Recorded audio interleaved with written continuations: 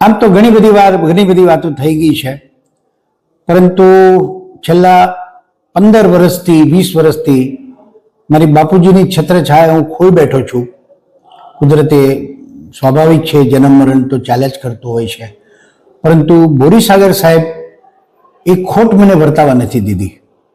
મારા વડીલ, મારા ગુરુ અને મારા માર્ગદર્શક તરીકે હું જોઉં તો મને મારા પિતાશ્રીની યાદ આવે અને બધી જ એ મારી જરૂરિયાતો, મને જ્યારે પણ તકલીફ હોય, મારે કાંઈ બી ગાઈડન્સ જોતું હોય ત્યારે હસતા મોઢે એમને આપ્યું હોય અને ક્યારે પણ સારું કામ કરવા પ્રેર્યા હોય તો એ છે વિદ્યાગુરુ શ્રી રતિલાલ બોરીસાગર.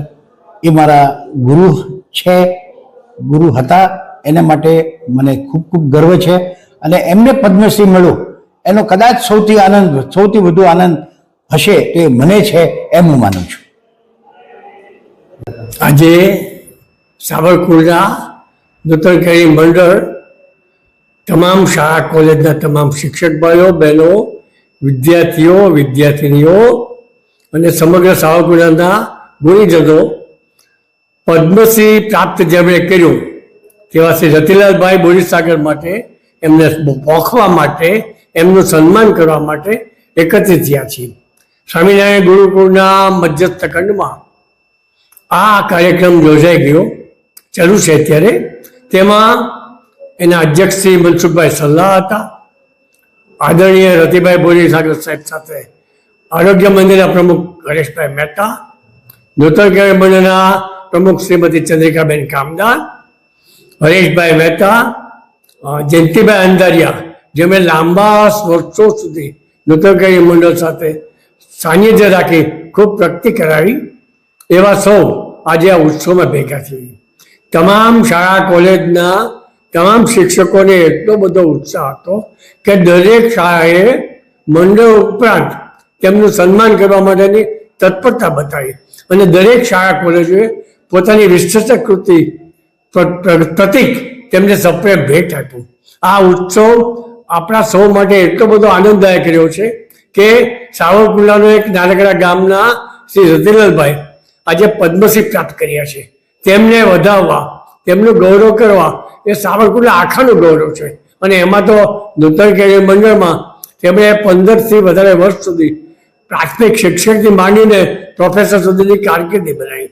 તેમનું પોતાનું પણ એમ કહેવું છે કે હું ઘડાયો હતો નૂતન કેળવણી મંડળમાં, પછી તો હું પ્રગતિ કરતો રહ્યો, લેખન પ્રવૃત્તિ મારી વધી. આ બધું આપણને આનંદ પડ્યું છે. તેમનું વક્તવ્ય જ્યારે હમણાં સાંભળશું ત્યારે આપણને બહુ ગૌરવ થશે. આવા શ્રી રતિલાલભાઈ બોરીસાગર કુંડલાનું ઘરેણું છે. નાવલી નદી અને એમની જે પુસ્તકો છે ભદ્રમ ભદ્ર, મરક મરક, એ બધા વાંચવા જેવા છે. આપ સૌ સમય લઈ અનુકૂળતા આ બધું વાંચશો. 12 પુસ્તકો મૂકાણા છે વેચાણ માટે, એનો લાભ લેશો. આભાર. Thank you. આજે જે સન્માન થયું એ સન્માન મારા માટે તો જાણે મારા ઘરમાં જ મારું સન્માન થતું હોય એવું લાગે છે. નૂતન કેળવણી મંડળ મારી માતૃ સંસ્થા છે.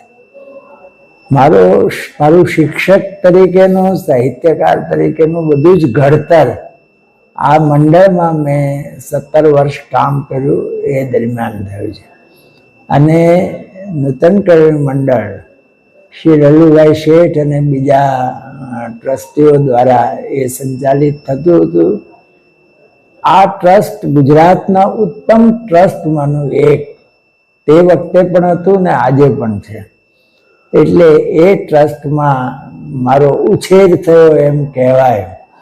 અને મારા શિક્ષક, હું જ્યારે હાઈસ્કૂલમાં ભણતો ત્યારે મુકુંદરાય પંડ્યા એમને ગુજરાતી ભણાવતા, એમને ધ્યાનમાં રાખીને, એમને અનુસરીને હું ભણાવતો હતો. અને રલુભાઈ અને બીજા ટ્રસ્ટીઓ બધા શિક્ષકોને પૂરી સ્વાયત્તા આપતા હતા. અને એ રીતે મેં લગભગ એમ કહેવાય કે ખૂંપીને અહીંયા 17 વર્ષ કામ કર્યું.